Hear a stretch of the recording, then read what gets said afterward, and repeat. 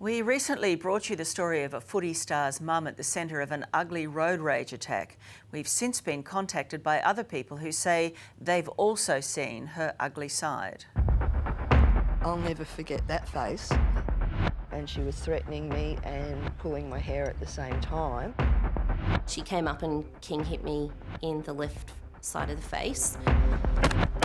Why would you attack a delivery driver? Why would you ask questions if you don't know anything about it? She's the road rage driver with a very bad temper.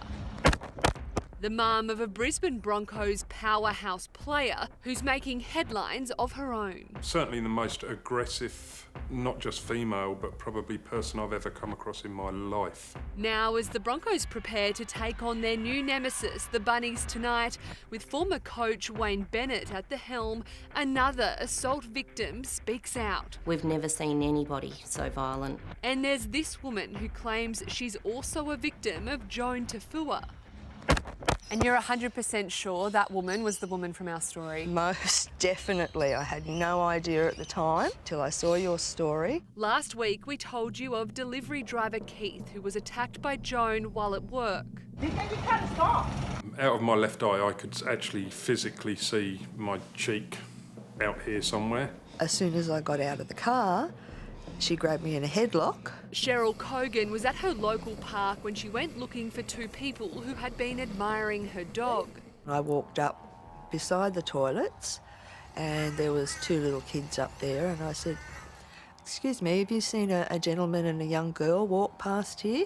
And all I got was a gob full of abuse. Cheryl approached two other groups also looking for the pair and claims she received the same abuse. I couldn't believe what came out of their mouth. But what she claims happens next was even more shocking.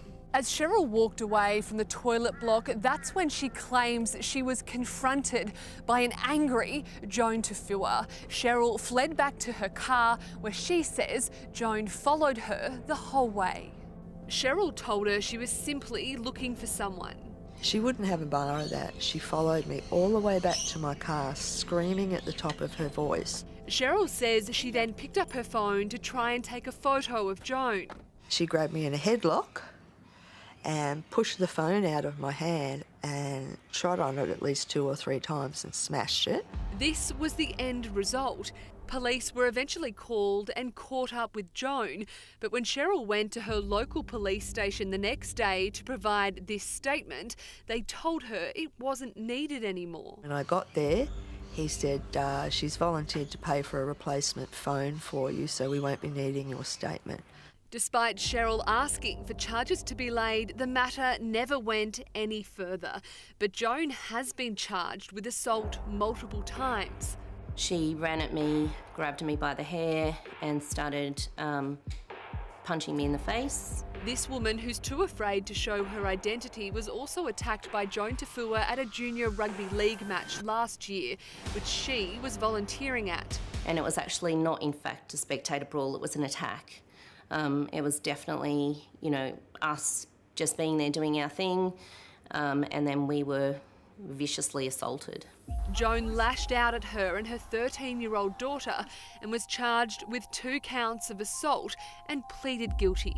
What was your reaction when you saw our story? I actually cried because I remember the feeling when I watched the video footage. Do you think you're setting a good example for your kids? Is that all you got? Get some help. I think that she has maybe some anger management problems and I think her whole family would benefit from that.